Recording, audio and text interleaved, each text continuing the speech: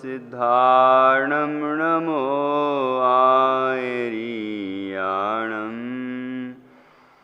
नमो अज्यायाणं नमो लोये सव्यसाहुणम्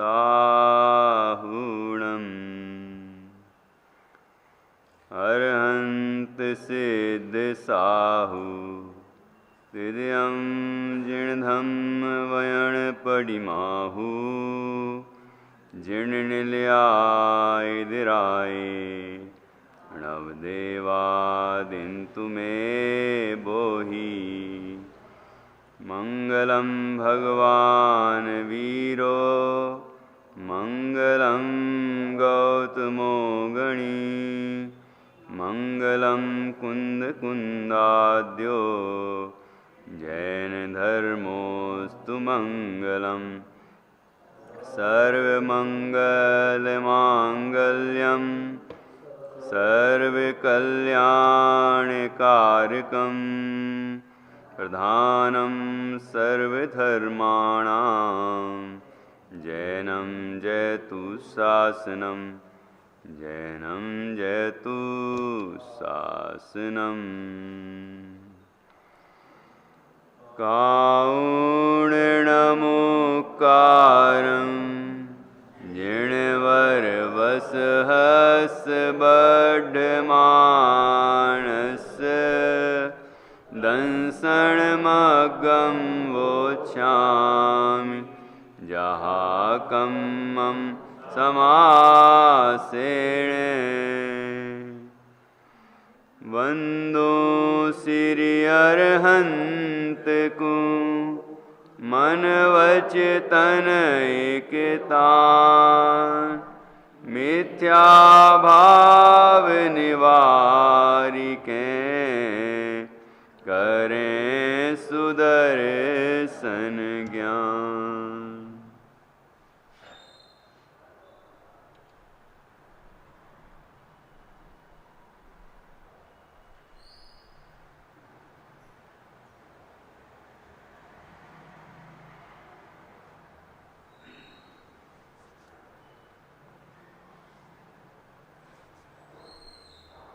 आचार्य श्री कुंद कुंद देव द्वारा रचित यह अष्टपाहुड़ परमागम है।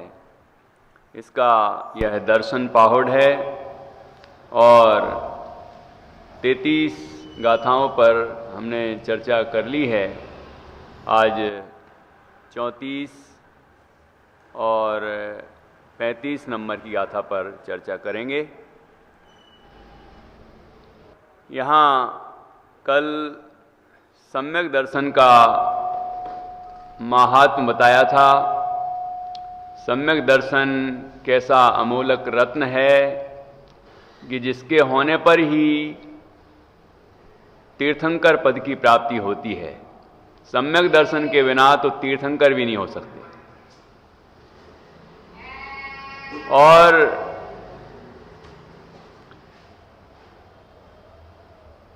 तीर्थंकर प्रकृति की बंध के कारण जो 16 कारण भावनाएं हैं, उनमें पहली भावना कौन सी है? दर्शन विशुद्धि। तो दर्शन की विशुद्धि हुए बिना 16 कारण भावनाएं पूरी नहीं होती, क्योंकि दर्शन विशुद्धि होगी तभी विनय संपन्नता आदि होंगी। और 16 कारण भावनाएं होंगी तब तीर्थंकर प्रकृति का बंध होगा। उसमें दर्शन विशुद्धि मुख्य है। ऐसे ही प्रतिमाओं में देख रहे हैं हम, तो पहली प्रतिमा कौन सी है? 11 प्रतिमाओं में से दर्शन प्रतिमा। तो दर्शन प्रतिमा हुए बिना बाकी प्रतिमाएं नहीं हो सकती। सम्यक दर्शन के बिना बाकी प्रतिमाएं भी नहीं हो सकती, है कि नहीं? ऐसे कहीं भी हम देख लें तो जैसे बंध के कारण बताए, मिथ्या दर्शन अविरति प्रमाद कसाय योग बंध हेतवा, तो पहला नंबर मिथ्या दर्शन है और उसका अभाव भी पहले ही नंबर ही होगा। सबसे पहले यदि कोई किसी विकार का अभाव होगा तो उसका नाम है मिथ्या दर्शन। तो मोक्ष मार्ग का प्रारंभ ही नहीं होता मिथ्यात्व के अभाव बिना। सम्यक्त्व के बिना मोक्ष मार्ग का प्रारंभ ही नहीं होता, धर्म का प्रारंभ ही नहीं होता है, आनंद मिल ही नहीं सकता। इसलिए जीव को सर्वप्रथम सम्यक्त्व प्रकट करने का उद्यम करना चाहिए और उसके लिए तत्व का यथार्थ निर्णय करना चाहिए और पर तत्व से भिन्न निज शुद्ध चैतन्य तत्व का अनुभव करना चाहिए। वही एकमात्र इस रत्न को प्रकट करने का उपाय है। और वो रत्न बाहर से नहीं आएगा, वो अपने अंदर से ही आएगा। मतलब अपन रत्नों की खान है, हमें बस पहचान नहीं है कि हमारी निधि हमारे अंदर ही है। वही विधि, वही पहचान यहाँ आचार्य कुंद कुंद स्वामी कर रहे हैं, करा रहे हैं। तो अब देखिए और आगे बढ़ते हुए 31 नंबर पेज है यहाँ और 34 नंबर की गाथा है। इसमें आगे कहते हैं आचार्य कि अब कहते हैं कि जो उत्तम गोत्र सहित मनुष्यत्व को पाकर सम्यक्त्व की प्राप्ति से मोक्ष पाते हैं, यह सम्यक्त्व का महात्म है। मतलब उच्च गोत्र का महात्म नहीं है, सम्यक्त्व का ही महात्म है। कुल का, जाति का और लिखा था ना कि रूप का, इसका महात्म नहीं है। महात्म सम्यक दर्शन का है। यद्यपि सम्यक दर्शन होता है जिस जीव को और मोक्ष होना होता है, उस जीव के कुल भी उत्तम होगा, जाति भी उत्तम होगी, गोत्र भी उत्तम होगा, रूप भी उत्तम होगा, सब उत्तम होंगे, ये बात पक्की है। लेकिन मोक्ष का कारण वो नहीं है, पूज्यता का कारण भी वो नहीं है। पूज्यता का कारण सम्यक्त्व है, मोक्ष का कारण सम्यक्त्व है। ये बात महत्वपूर्ण है, ये समझना चाहिए। अब देखिए यहां पर 34 नंबर की गाथा है। लद्धूणय मणुयत्तम सह्यम तह उत्तमेण गोतेण लद्धूणय सम्मतम अक्षय सौखम च मोखम च समकेत रतन है पूज्यतम। एक मिनट, हाँ? अच्छा उस तरफ जाना है, पेज पलटना। प्राप्त कर नर देवोत्तम कुल सहित यह आत्मा सम्यक लह मुक्ति लहे अर अक्षय आनंद परिणमे। लद्धूण मतलब प्राप्त करके, दो बार आया। लद्धूण य मणुयत्तम, मणुयत्तम मनुष्यत्वम, मनुष्यपना, मनुष्यपना प्राप्त करके सह्यम तह उत्तमेण गोतेण कि उत्तम गोत्र से सहित हो। मनुष्य पर्याय प्राप्त की और उत्तम गोत्र से सहित है। लद्धूण या सम्मतम अक्षय सौखम च मोखम च कि लद्धूण मतलब प्राप्त करके, सम्यक्त्वम या मतलब जो सम्यक्त्व को प्राप्त करके, या मतलब चा भी होता है, चा है यहां पर, और सम्यक्त्व को प्राप्त करके अक्षय सौखम च मोक्षम च कि अक्षय सुख और मोक्ष को प्राप्त करता है। वैसे तो मोक्ष और अक्षय सुख एक ही बात है ना? लेकिन कल कहा था ना कि अस्ति और नास्ति से कथन होता है। वो नास्ति भी समझना जरूरी है, लेकिन अस्ति भी समझना जरूरी है कि मोक्ष हुआ, क्या हुआ कि 8 कर्म से मुक्त हो गए, क्या हुआ कि दुखों से मुक्त हो गए, क्या हुआ कि नो कर्म द्रव्य कर्म भाव कर्म से मुक्त हो गए, संसार से मुक्त हो गए। कि मुक्त ही मुक्त हुए हो कि कुछ हुआ भी है? प्रश्न तो ये आता है ना, मुक्ति ही मुक्त हुए हो, ये भी छूटा, ये भी छूटा, ये भी छूटा, कि कुछ प्रकट भी हुआ है? हाँ, तो ये यहां पर देखो, ये दोनों बातें कह दी। अक्षय सौखम, क्योंकि जीव को सुख चाहिए और यहां अक्षय सुख मिलता है। अक्षय सुख मतलब जिसका कभी क्षय नहीं हो सकता, ऐसा सुख प्राप्त होता है। ठीक है ना? अनंत होता है, अव्ययवाद होता है। ठीक है ना? स्वाधीन होता है, स्वयं से उत्पन्न होने वाला होता है, अतीन्द्रिय होता है, ऐसा आनंद होता है वो अक्षय सुख। अक्षय सौखम च मोक्षम च, कि अक्षय सुख मोक्ष सुख प्राप्त होता है। देखो क्या कह रहे हैं, ये कठिन नहीं है, थोड़ा अपन ध्यान देंगे ना तो सरल है, और ये विद्यार्थियों को तो विशेष ध्यान देना चाहिए। मतलब थोड़ा सा कोशिश करेंगे तो निश्चित रूप से समझ में आ जाएगा। संस्कृत हो, प्राकृत हो, हिंदी हो, है ना, या भारत की कोई भाषाएं हों, वो सब बिल्कुल सरल हैं और वैज्ञानिक हैं, इसलिए आसानी से सीखी जा सकती है। ठीक है ना। तो यहां देखिए अर्थ, उत्तम गोत्र सहित मनुष्यपना प्रत्यक्ष प्राप्त करके और वहां सम्यक्त्व प्राप्त करके अविनाशी सुखरूप केवल ज्ञान प्राप्त करते हैं तथा उस सुख सहित मोक्ष प्राप्त करते हैं। तो यहां पर जो दो बातें आ गई, इसमें अपन दो बातें हम भी समझ सकते हैं कि अविनाशी सुखरूप केवल ज्ञान प्राप्त करके, तो यहां समझ सकते हैं कि अरहंत अवस्था प्रकट हो गई। ठीक है ना, तीर्थंकर अवस्था प्रकट हो गई, और तथा उस सुख सहित मोक्ष प्राप्त करते हैं, तो ये सिद्ध अवस्था हो गई, ऐसा भी समझा जा सकता है। ठीक है ना। लेकिन उसके दोनों चीजें जो प्रकट होंगी, उसका कारण कौन बनेगा? सम्यक्त्व। और सम्यक्त्व का कारण क्या होगा? सम्यक्त्व तो अविनाशी सुखरूप मोक्ष केवल ज्ञान प्राप्त करते हैं, है ना, करने का कारण है, और उस सुख सहित मोक्ष प्राप्त करते हैं, तो सुख सहित मोक्ष का कारण है। लेकिन उसका कारण कौन? सम्यक्त्व का कारण कौन? कि मैं स्वयं मतलब बाहर जाने की जरूरत नहीं, देहादिक से भिन्न जो शुद्ध चैतन्य तत्व है, उसकी प्रतीति का नाम सम्यक दर्शन। नहीं, त्रिकाली ध्रुव नहीं, त्रिकाली में तो अभेद ही है। त्रिकाली मतलब नहीं, भेद करोगे तीन काल में रहने वाला, तो वो भेद हो गया।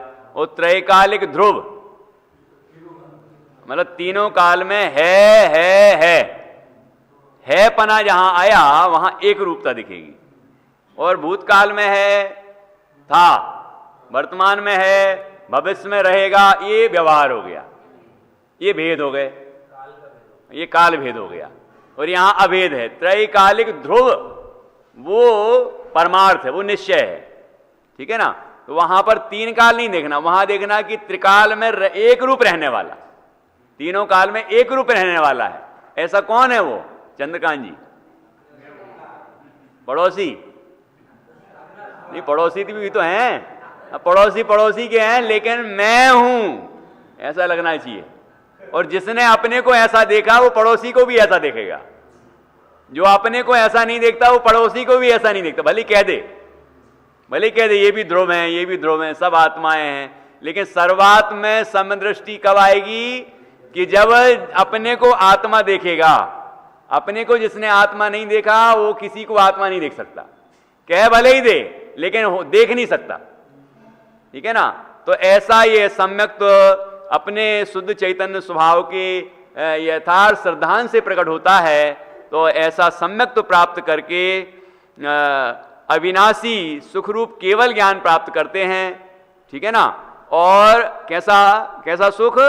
अविनाशी, जिसका कभी विनाश नहीं होता। और सांसारिक सुख जो मिल रहा है वो कैसा है? अब वो तो अपन बाद में बात करेंगे कि वो सुख है ही नहीं, लेकिन पहले हमें लगता है कि सुख है, तो वो कैसा है? विनाशिक है, क्षणिक है। अभी हमारे पास, अभी हमें है, हो रहा है, और थोड़ी देर बाद समाप्त हो जाएगा। बाधा सहित है, प्रवचन सार जी में आया ना, बाधा सहित है। इंद्रिय सुख नहीं, क्योंकि है ना, बाधा सहित है, विच्छिन्न होता है, कर्माधीन है, इंद्रिय जन्य है, इंद्रिय निमित्तक है इत्यादि। उसमें सब में पराधीनता ही पराधीनता है। ठीक है ना, आकुलता रूप है, तो इसलिए वो वास्तव में दुखमेवता, कि वो दुखी ही है, इसलिए वह दुखी ही है।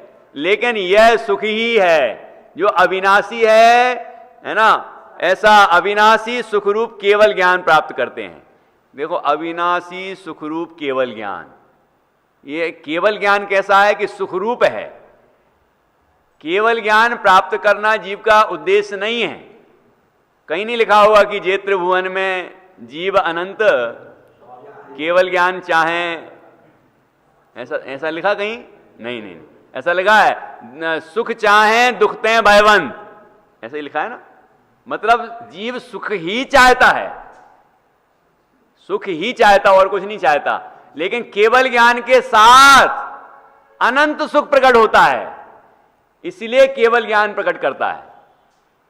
करता क्या है?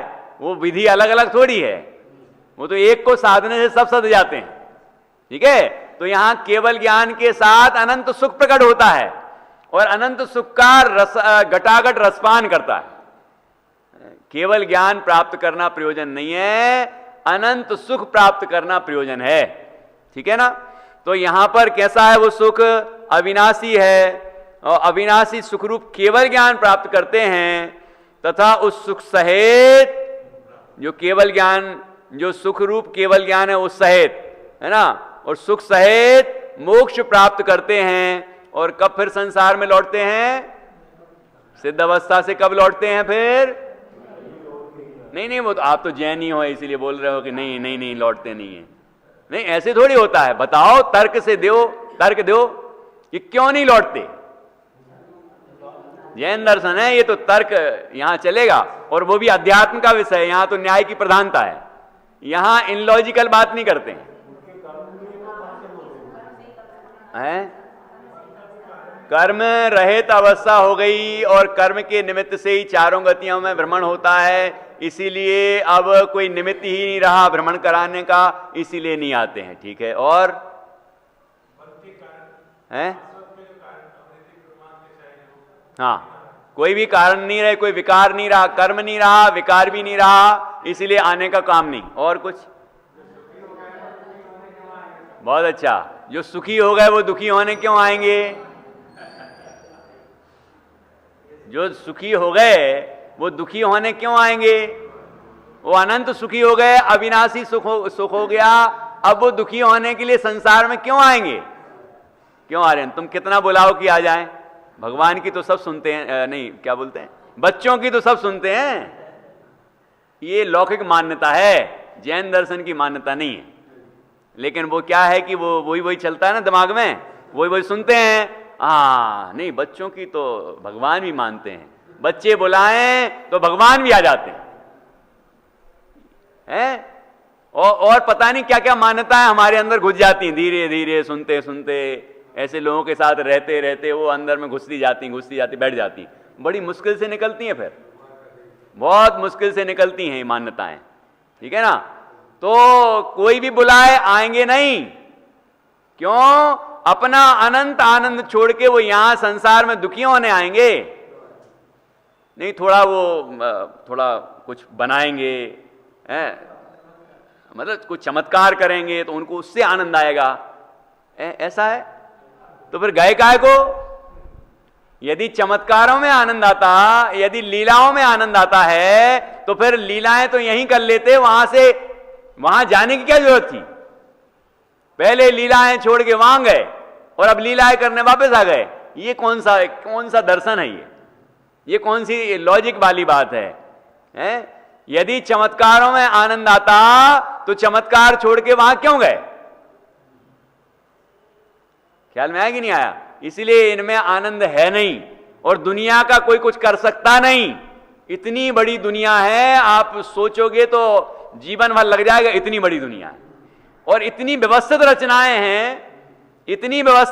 हैं कि कोई कर नहीं सकता, और जीवों के अलग अलग तरह के परिणाम हैं, कोई उसका नियंत्रण कर नहीं सकता। ये वस्तु की व्यवस्था अंततः अनादि अनंत ही माननी पड़ेगी, नहीं तो वो ब्रह्म भी सिद्ध नहीं होगा, क्योंकि ये पूछा जाएगा कि उसको किसने बनाया, यदि सबको किसी ने बनाया है तो उनको किसने बनाया?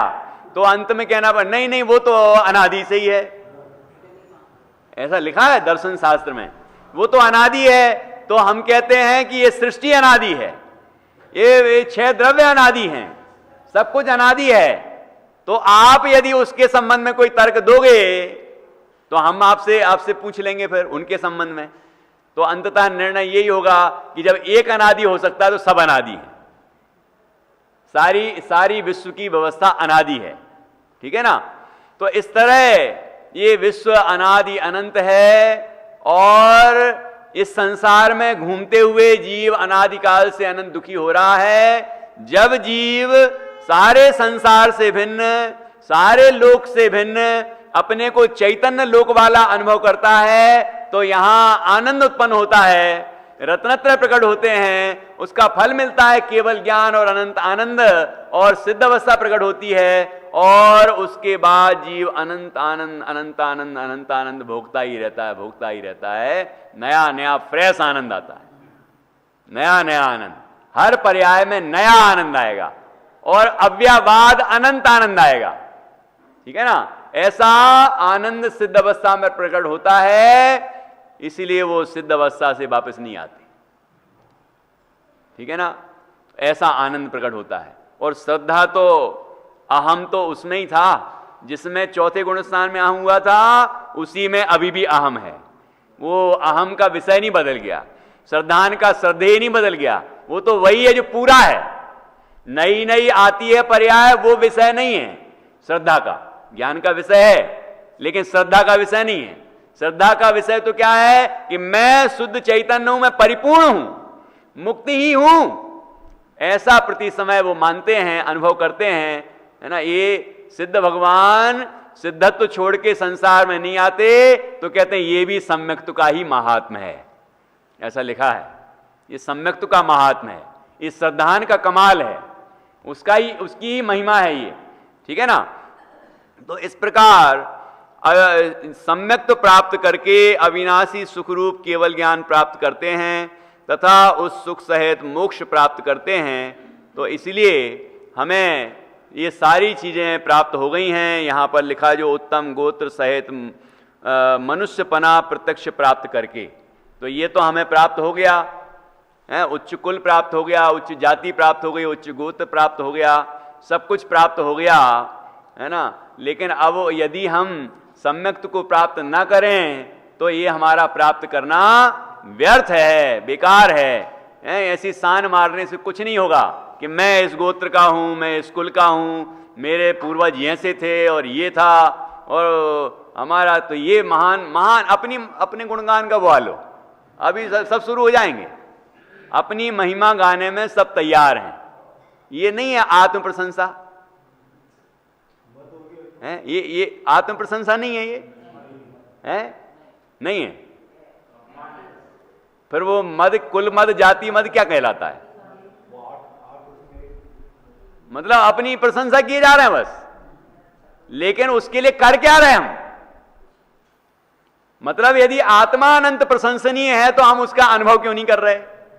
यदि धर्म अनंत प्रशंसनीय है तो उसके लिए उसको हम खुद धारण क्यों नहीं कर रहे? और अन्य जीवों को धारण करने के लिए निमित्त क्यों नहीं बन रहे? अपना धन क्यों नहीं छोड़ रहे? अपना परिग्रह क्यों नहीं छोड़ रहे कि जिससे कि दूसरे जीव भी धर्म में लगे? वो क्यों नहीं कर रहे? मतलब असली में जीव को अपने इस धर्म की महिमा नहीं है, असली में वास्तव में देखा जाए तो आत्मा की महिमा नहीं है, ये इससे पता चलता है, ठीक है ना। तो हमें थोड़ा इस पर विचार करना चाहिए। देखो, नहीं तो वो आत्म प्रशंसा ही कहलाएगी, पर निंदा आत्म प्रशंसा ही कहलाएगी, वो कि दूसरे बेकार हैं और हम ही अच्छे हैं। ये भी आत्म प्रशंसा, पर निंदा और आत्म प्रशंसा है, ठीक है ना, क्योंकि आगे नहीं बढ़ रहा है। आगे बढ़े तो उसके लिए वो तत्व चर्चा हो सकती है, वो तत्व निर्णय हो सकता है ना, वो सब अच्छी बातें भी हो सकती हैं, वो सकारात्मक हो सकता है। क्योंकि हमारे जैन दर्शन में न्याय में 2 प्रकार की कथाएं बताई हैं, एक वाद कथा होती है, एक वीतराग कथा होती है। एक वादी प्रतिवादी के बीच में जो कथा होती है वो वाद कथा, और एक होती वीतराग कथा गुरु शिष्य के बीच में, वस्तु स्वरूप को समझने के लिए, जो निर्णय करने के लिए होती है, वो वीतराग कथा होती है। तत्व निर्णय करते हैं जो अपन, तो उसमें है ना। और जो वादी प्रतिवादी मतलब दो पक्ष के, दो मत वाले बैठे हैं, अब वो अपने अपने तर्क देते हैं, कोई जय पराजय पर्यंतम, कि कौन जीतेगा कौन हारेगा, वो जो कथा है वो वाद कथा है, वाद विवाद वाली कथा है। यहां गुरु शिष्य के बीच में वाद विवाद नहीं कहलाता, वो जो प्रश्नोत्तर होते हैं वो वाद विवाद नहीं कहलाते, वो तो तत्व निर्णय के लिए होता है, ठीक है ना। तो इस तरह हम भी अपनी जो चर्चा है वो निष्कर्ष तक पहुंचाएं, वो निंदा और प्रशंसा में नहीं ले जाएं बस कि हाँ हम तो महान है और दुनिया सब बेकार है, सबके धर्म बेकार हैं और हमारा ही धर्म ही श्रेष्ठ है। लेकिन हमारा धर्म यदि श्रेष्ठ है तो हम धारण क्यों नहीं कर रहे? धारण करेंगे तो श्रेष्ठ होगा, हम खुद ही धारण नहीं कर रहे, इसका मतलब कि श्रेष्ठ नहीं है, मतलब हमारी मान्यता में श्रेष्ठ नहीं है।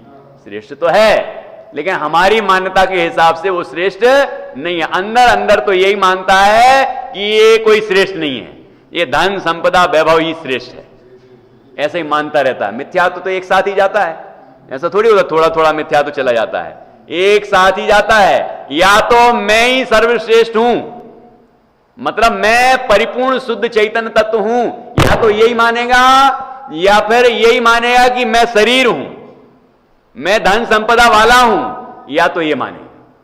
तो अब यदि मैं आत्मा हूं ऐसी अनुभूति पूर्वक नहीं माना है, तो इसका मतलब यही चल रहा है अंदर कि ये सब वाला ही मैं हूं, इससे ही मैं महान हूं, ऐसा ही माना है, ठीक है ना। तो इसलिए हमें सम्यक्त्व का महात्म जान के सम्यक्त्व को प्रकट करने का उद्यम करना चाहिए। भावार्थ, यह सब सम्यक्त्व का महात्म है, ठीक है। अब प्रश्न उत्पन्न होता है कि जो सम्यक्त्व के प्रभाव से मोक्ष प्राप्त करते हैं वे तत्काल ही प्राप्त करते हैं या कुछ अवस्थान भी रहते हैं, उसके समाधान रूप गाथा कहते हैं। क्या तात्पर्य हुआ कि सम्यक दर्शन का प्रभाव मोक्ष है, तो वो सीधे मोक्ष प्राप्त कर लेते हैं कि और भी कुछ बीच में होता है? वे तत्काल ही प्राप्त करते हैं या कुछ अवस्थान भी रहते हैं, मतलब कुछ यहां स्थिति भी रहती है कि सम्यक तो हुआ है या रत्नत्रय की पूर्णता हुई और मोक्ष, तो और बीच में कोई अवस्थाएं भी बीच में आती हैं कि सीधा मोक्ष हो जाता है?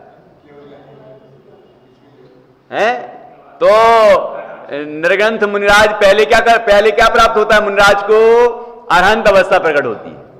अरहंत अवस्था में कोई तीर्थंकर भी होते हैं, ठीक है ना। और उसके बाद क्या होता है? उसके बाद सिद्ध अवस्था प्रकट होती है। तो ये जो तीर्थंकर अवस्था है, जो अरहंत अवस्था है, इसमें क्या होता है वो यहां पर बताया है, ठीक है ना। प्रश्न फिर से पढ़ें। जो सम्यक्त्व के प्रभाव से मोक्ष प्राप्त करते हैं वे तत्काल ही प्राप्त करते हैं या कुछ अवस्थान भी रहते हैं? अवस्थान रहते हैं मतलब स्थिति भी रहते हैं यहां इस संसार में।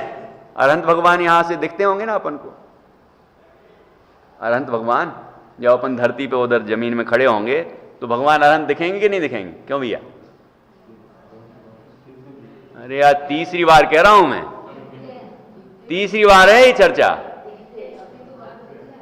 हाँ, कल ही परसों कहा था अनंत भगवान नहीं दिखेंगे तो फिर हम उनका दर्शन कैसे करेंगे?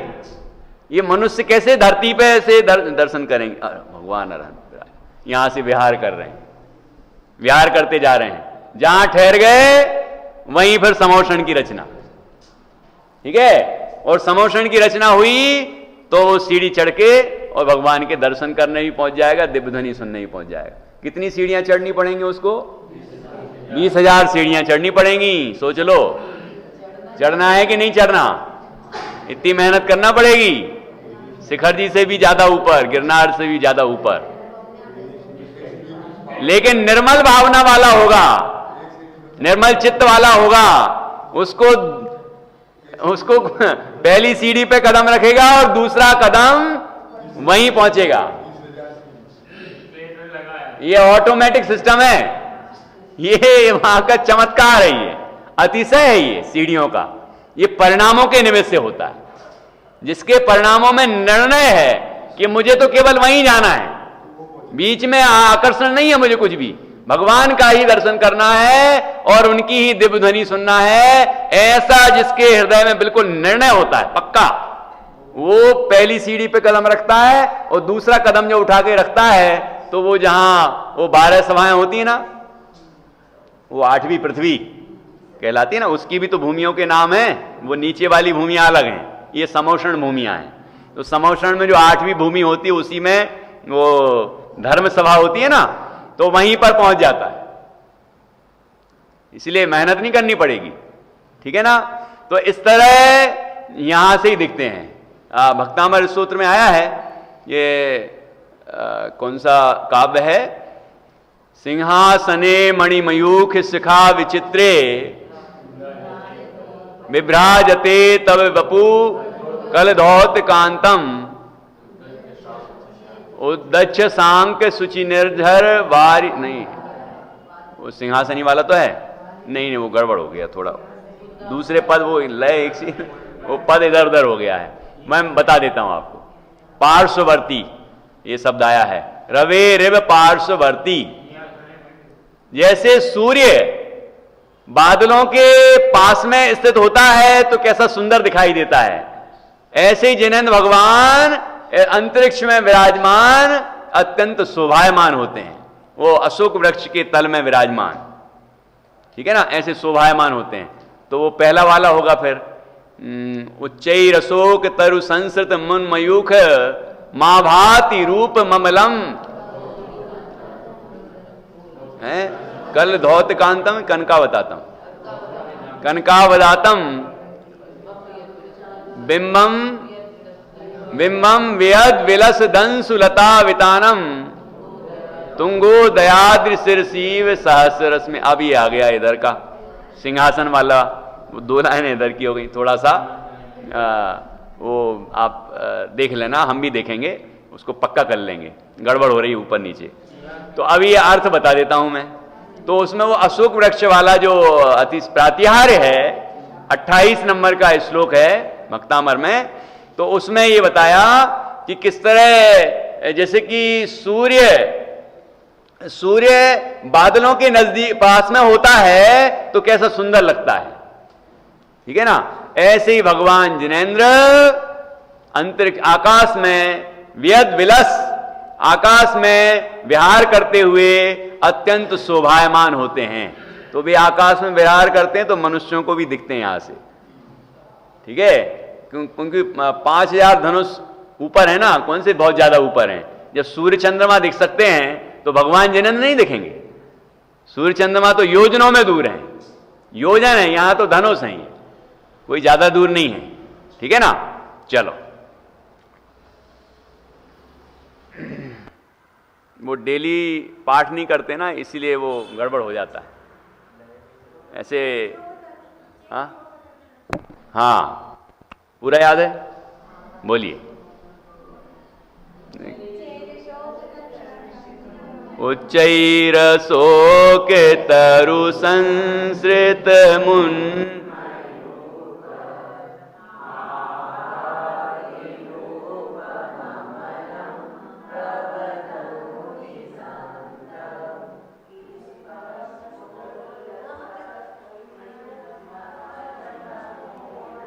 अभी वो मंगलाचरण वाला भी बंद कर दूं ना, यहां जो अपना महीना भर से चल रहा है काउण नमुकारम, ये यहां से बंद कर दिया जाए तो 2-4 ही मुश्किल से बोल पाएंगे, वो भी मेरे साथ।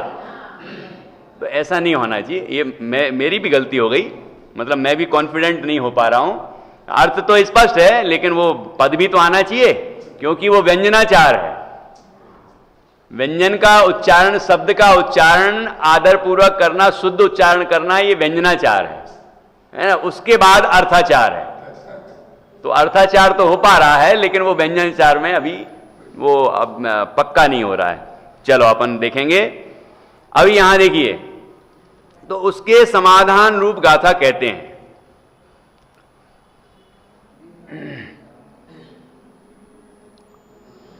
गाथा पढ़ते हैं। विरहदि जाव जिणिंदो सहसठ सुलक्षणें संयुक्तो 34 ऐसे जुदो सपड़िमा थावरा भणिया 1008 लक्षण सहित 34 अतिशय युक्त जिन विहरे जगत में लोक हित प्रतिमाओं से थावर कहीं। विहरदि जाव जिणेंदो कि जिनेंद्र भगवान जब तक विहार करते हैं यहां अरहंत अवस्था में, सहसठ सुलक्षण लक्षणें संयुक्तो कि वो 1008 सहस 8 सहस मतलब सहस्र हजार और 8 मतलब 8 कि 1008 लक्षणों से संयुक्त रहते हैं, है ना, अरहंत अवस्था। 34 ऐसे जुदो और 34 अतिशयों से सहित होते हैं। सा पडिमा थावरा बढ़िया कि ये वह जो प्रतिमा है उसको थावर प्रतिमा कहते हैं। मतलब प्रतिमा की बात नहीं है, ये जिनेंद्र भगवान जो अरहंत अवस्था में विराजते हैं उनको स्थावर कहते हैं, स्थावर प्रतिमा। ठीक है, हाँ हाँ, जंगम और थावर। तो उनके थावर कहा है और सिद्ध भगवान जंगम कहलाते हैं। सिद्ध भगवान को जंगम प्रतिमा कहा और अरहंत भगवान को स्थावर प्रतिमा कहा। ठीक है, ये तो लिखा ही है, यहां आएगा अभी। ये 35वीं गाथा में अभी भावार्थ के अंत में आएगा, स्थावर प्रतिमा कहलाते हैं। और 36वीं गाथा में भावार्थ में आएगा, जब सिद्ध अवस्था में विराजमान हो जाते हैं तो उसे जंगम प्रतिमा कहते हैं। ये आएगा अभी, चलो देखते हैं। अर्थ, केवल ज्ञान होने के बाद जिनेंद्र भगवान जब तक इस लोक में आर्यखंड में विहार करते हैं तब तक उनकी यह प्रतिमा अर्थात शरीर सहित प्रतिबिंब, उसको थावर प्रतिमा इस नाम से कहते हैं। वे जिनेंद्र कैसे हैं? 1008 लक्षणों से संयुक्त हैं। वहां श्री वृक्ष को आदि लेकर 108 तो लक्षण होते हैं। तिल तुस्को आदि लेकर 900 व्यंजन होते हैं। तिल मुस्को आदि लेकर 900 व्यंजन होते हैं। इस तरह यहां पर बताया। अब इसका यहां पर अर्थ और विस्तार से करते हैं। यहां पर देखिए, ये 1008 लक्षण तो प्रसिद्ध हैं।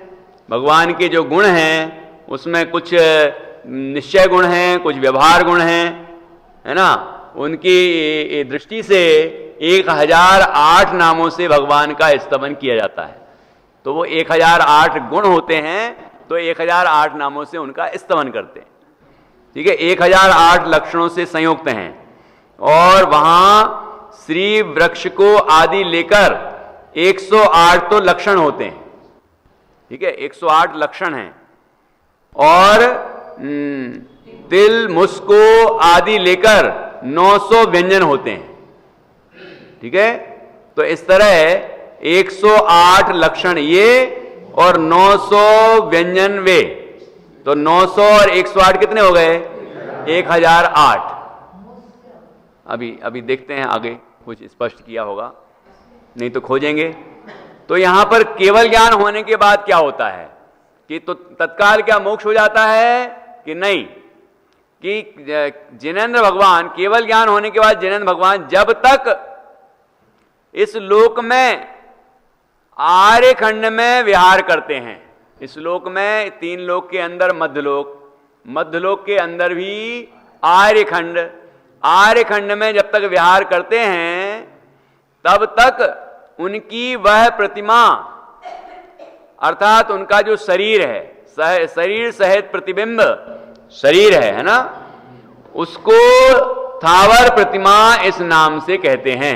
ये नाम है स्थावर प्रतिमा, ठीक है। वे जिनेंद्र कैसे हैं कि 1008 लक्षणों से संयुक्त हैं। वहां श्री वृक्ष को आदि लेकर 108 तो लक्षण होते हैं, तिल मुस्को आदि लेकर 900 व्यंजन होते हैं। अब यहां देखिए कितना बताया है, उसके बाद जो रह जाएगा उस पर अपन और खोजेंगे, थोड़ा और अभ्यास करके और निकालने की कोशिश करेंगे।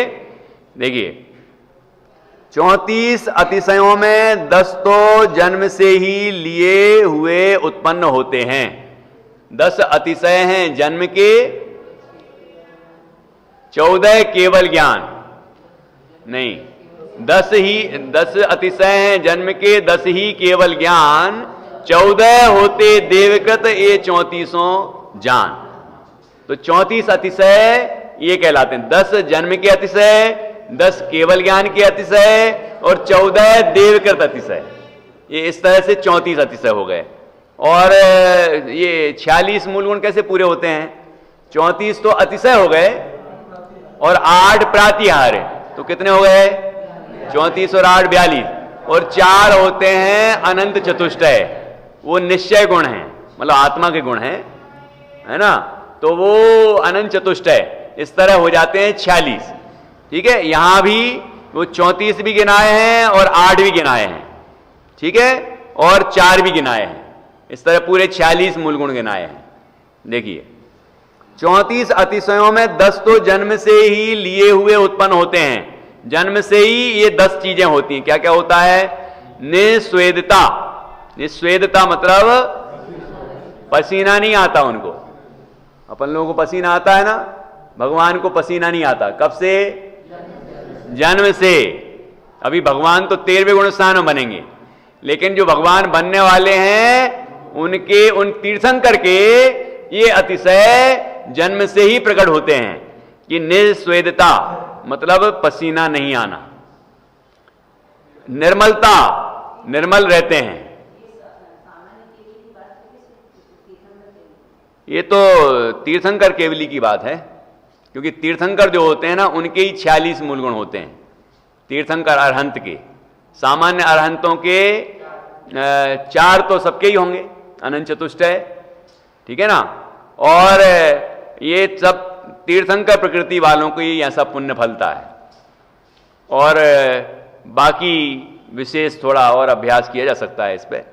बाकी मुझे जो ख्याल है ये तीर्थंकर की ही अपेक्षा है। जो 46 गुण लिखते हैं वो तीर्थंकर अरहंत की अपेक्षा होते हैं। निस्वेदता, निर्मलता, श्वेत रुधिरता। खून कैसा होता है भैया? आर्यन। भगवान का जन्म से ही सफेद खून होता है, अपना लाल है ना, उनका सफेद होता है, हैं? हाँ तो श्वेत रुधिरता और सम चतुरस्य संस्थान। ये शरीर का आकार कैसा होता है, रचना किस तरह की होती है? सम चतुरस्य संस्थान होता है। संस्थान मतलब आकार। एक एक चीज उत्तम जाति की होती है, क्योंकि तीर्थंकर नाम कर्म का बंध किया उन्होंने, तो नाम कर्म जब सबसे उत्कृष्ट प्रकृति है तो बाकी जितनी है अंगोपांग संबंधी वो भी सब पुण्य प्रकृतियां ही होती हैं। शुभ कि नाक की रचना हो, आंख की रचना हो, पलकों की रचना हो, कान की रचना हो, जो भी सिर की, जो पूरे शरीर के अंगों की और उपांगों की सारी रचना बिल्कुल व्यवस्थित होती है। सबसे सुंदर 3 लोक में उनसे सुंदर कोई होता नहीं है, इतना सुंदर शरीर होता है। तो एक एक अंग उपांग की रचना व्यवस्थित होती है। यहां तो शरीरों में अलग अलग तरह के मिल जाएंगे। अपन लोगों में किसी के कैसा है, किसी के कैसा है, सब अलग अलग है ना। लेकिन वहां सभी तीर्थंकरों को देखोगे ना तो सबके चतुरस्र संस्थान होता है, तो सबका जो है सबकी रचना है ना अंगोपांगों की बिल्कुल एक सी होती है। अब ऊंचाई लंबाई चौड़ाई की बात अलग है, वो तो काल के हिसाब से अलग अलग होती है। भगवान ऋषभ देव की ऊंचाई 500 धनुष थी, लेकिन महावीर स्वामी तक आते आते 7 हाथ रह गई, तो वो बात अलग है ना। लेकिन बाकी जो रचना है शरीर की वो बिल्कुल एक सी है, व्यवस्थित, इसलिए प्रतिमाएं भी बिल्कुल एक सी बनती हैं, है ना, एक सी प्रतिमाएं बनती हैं, क्योंकि वहां एक तो बाहर का रूप भी एक सा होता है, दूसरा अब किसी की काला शरीर, मतलब काला तो नहीं होता लेकिन गहरा नीला, इंद्र नील मणि की तरह नीला, गहरा नीला शरीर होता है, तो वो इंद्र नील मणि होती है ना, जैसी एकदम बढ़िया सुंदर दिखती है, वैसे ही उनका शरीर होता है। अब किसी का 2 हरियल, 2 सांवरे, 2 गोरे, 2 लाल, बाकी कंचन वर्ण है, तो ये इस रंग तो अलग अलग है, तो लेकिन प्रतिमाएं तो 24 की एक सी बना देते हैं। तो क्या क्या कारण है उसका? कि उसका कारण यह है कि गुण एक से हैं, अंदर के गुण एक से हैं, वीतरागता सर्वज्ञता एक सी है, और आकार जो बनाते सम चतुरस्र संस्थान वो तो एक से ही बनता है, रंग एक से नहीं बनाए तो नहीं बनाए, है कि नहीं। तो गुणों की महत्वता है, इसलिए एक सी आकार की प्रतिमा बना देते हैं, एक सी हाइट की प्रतिमा बना देते हैं, उसमें कोई दोष नहीं है। देखो यहां तो ये सम चतुरस्र संस्थान, वज्र सब नारा सहनन, कैसा सहनन होता है? वज्र सब नारा सहनन, ये शरीर की शक्ति है, ठीक है, सहनन है, तो ये सबसे उत्कृष्ट जाति का होता है वज्र सब नारा सहनन। और एक कमाल की बात यह है कि वज्र सब नारा सहनन वाला ही मोक्ष प्राप्त कर सकता है, ये शरीर का सहनन ऐसा होना चाहिए, और इसी सहनन वाला ही 7वें नरक जितना अशुभ परिणाम कर सकता है, और इतने ही सहनन वाला ही वो सर्वार सिद्धि आदि जो उत्तम देव है ना, वो भी ऐसी सहनन वाले बन सकते हैं। मतलब उत्तम जाति का शुभ परिणाम, उत्तम जाति का अशुभ परिणाम, और उत्तम जाति का शुद्ध परिणाम, ये इसी सहनन वाले कर सकते हैं। बाकी सहनन वाले इतना उत्तम काम नहीं कर सकते। वो अभी अशुभ को भी उत्तम कहा तो भैया मुस्कुराने लगे, अशुभ को उत्तम कह दिया। वो अशुभ की जाति का उत्तम ही है, वो अपनी अपनी जाति के सब उत्तम होते हैं, वो शुभ की अपेक्षा उत्तम नहीं है, वो अशुभ में ही उत्तम है। अशुभ ही अशुभ लगाओ ना तो पाप, पाप में और बड़ा पाप, और बड़ा पाप, पाप में पाप, सर्वोत्तम पाप कौन सा? सबसे अधिक पाप वो जो कर सकता है वो वही व्यक्ति कर सकता है, उसके लिए भी सहनन चाहिए। हाँ, नहीं तो 7वें नरक नहीं जा पाएगा, इतना उसके वो क्षमता चाहिए, वज्र सब नारा सहनन होना चाहिए, ठीक है। देखो तो यहां भगवान तीर्थंकर देव के वज्र सब नारा सहनन होता है, वैसे ये तो सभी को ही होता है, वज्र सब नारा सहनन वाला ही मोक्ष प्राप्त करता है, ठीक है। तो वज्र सब नारा सहनन, सुरूपता, सुंदर रूप, सुगंधता, शरीर में से सुगंध आती है, क्या आर्यन? शरीर में से सुगंध आती है, नेचुरल, ऊपर से नहीं लगानी पड़ती, है ना, पसीना भी नहीं आता तो दुर्गंध आने का क्या काम।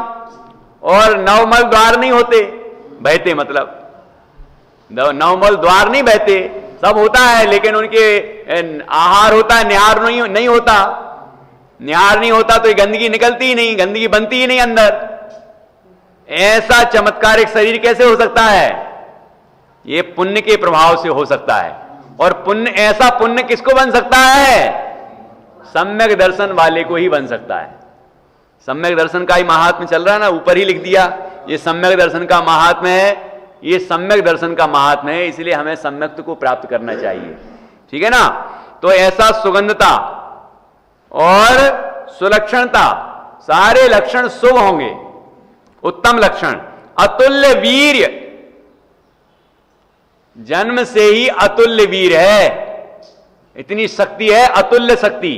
इसलिए तो तीर्थंकर का जब जन्माभिषेक होता है, इतने बड़े बड़े जो कलशों से इंद्र जब अभिषेक करता है, कोई दूसरा बालक हो तो बह जाएगा, लेकिन वो बिल्कुल आराम से विराजमान रहते हैं, कुछ नहीं होता, अतुल्य बल है। ठीक है ना। हित मित वचन, हित मित वचन, हितकारी वचन बोलते हैं और मित वचन, मित मतलब सीमित, जितना जरूरी है उतना ही बोलते हैं, अनावश्यक बकवास नहीं करते, अनावश्यक नहीं बोलते, बचपन से ही अनावश्यक नहीं बोलते, जितना उपयोगी है उतना ही बोलते हैं, फालतू नहीं बोलते। ये उनका ऐसा अतिशय है, जन्म के अतिशय हैं 10। हित मित वचन ऐसे 10 होते हैं। ठीक है। और घातिया कर्मों के क्षय होने पर 10 होते हैं, मतलब 13वें गुण स्थान में प्रकट होंगे। ये केवल ज्ञान की अतिशय, केवल ज्ञान के साथ ये 10 चीजें प्रकट होंगी। कौन सी?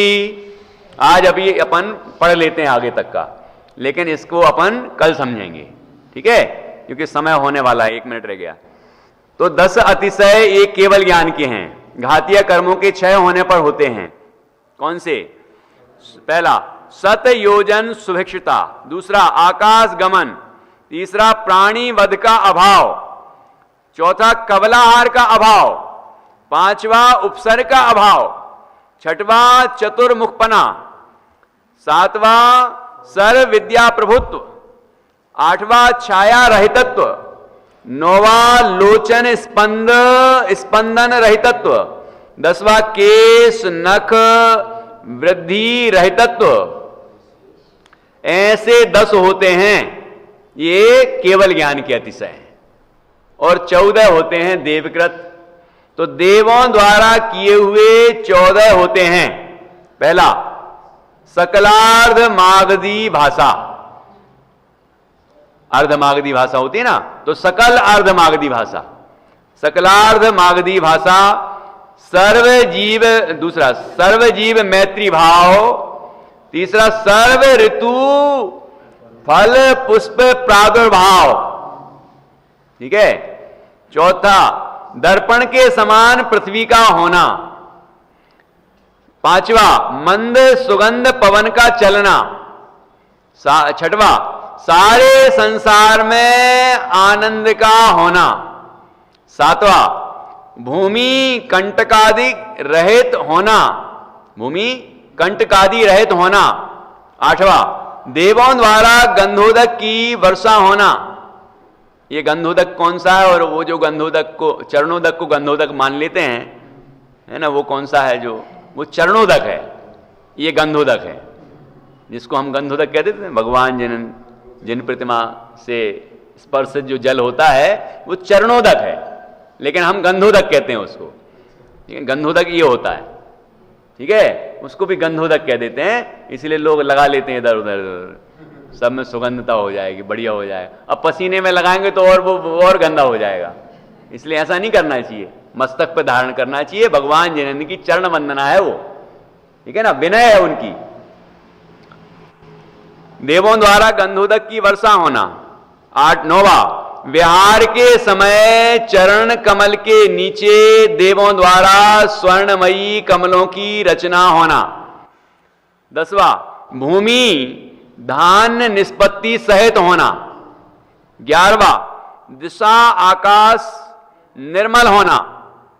12वां देवों का आवाहन शब्द होना। 13वां धर्म चक्र का आगे चलना। 14वां अष्ट मंगल द्रव्य होना। ऐसे 14 होते हैं, यह सब मिलाकर 34 हो गए। ये होते हैं 34 अतिशय। और 8 प्रात्याहार होते हैं, उनके नाम अशोक वृक्ष, पुष्पवृष्टि, दिव्यध्वनि, चामर चंवर, सिंहासन, छत्र, भामंडल, दुंदुभि, वादित्र। ऐसे 8 होते हैं। ऐसे अतिशय सहित अनंत ज्ञान, अनंत दर्शन, अनंत सुख, अनंत वीर्य सहित तीर्थंकर परमदेव जब तक जीवों के संबोधन निमित्त विहार करते विराजते हैं, तब तक स्थावर प्रतिमा कहलाते हैं। ठीक है, तब तक उनको स्थावर प्रतिमा कहते हैं। स्थावर प्रतिमा कहने से तीर्थंकर के केवल ज्ञान होने के बाद में अवस्थान बताया है और धातु पाषाण की प्रतिमा बनाकर स्थापित करते हैं, वह इसी का व्यवहार है, इसलिए उसको भी प्रतिमा कहते हैं, है ना। लेकिन अवस्थान के कारण इसको प्रतिमा कहा, स्थावर प्रतिमा क्यों कहा कि यहां पर विराजमान रहते हैं, मतलब अनंत चतुष्टय प्रकट हो गया है, लेकिन धरती पर विराजमान रहते हैं, मतलब यहां मध्यलोक में रहते हैं।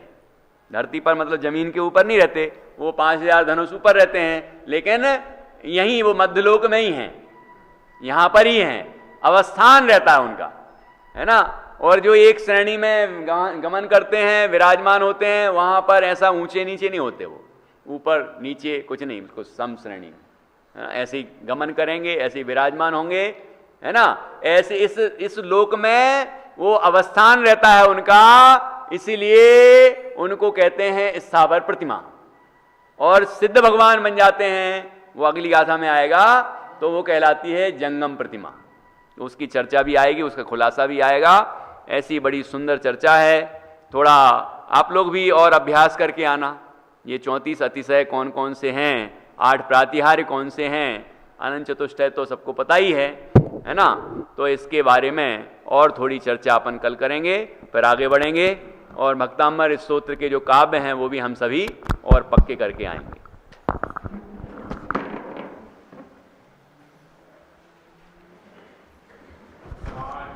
तो गंगा ये वीत रागवाणी, अविच्छिन्न धारा निज धर्म की कहानी। जामे अति ही विमल अगाध ज्ञान पानी, जहाँ नहीं संशयादि पंक की निशानी। साची तो गंगा ये जामे अति नी, संत चित्त मराल वृंद रमे नित्य ज्ञानी।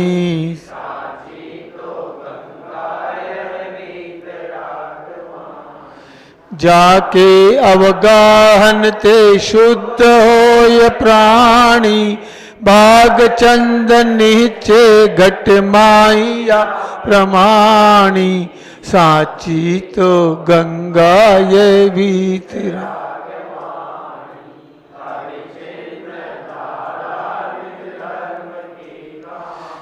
वर्णादि अर रागादि परिणति भेद बिननी।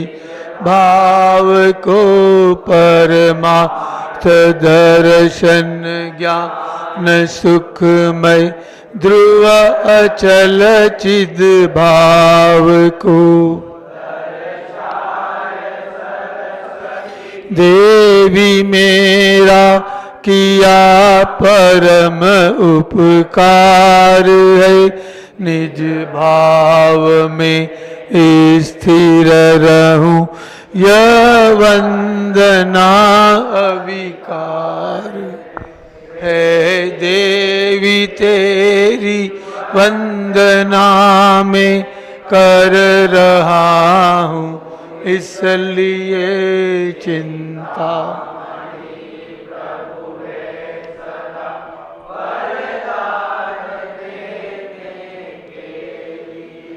परिणाम शुद्धि समाधि मुझ में बोधि का संचार हो। स्वात्मा की तथा शिव सौख्य हो भव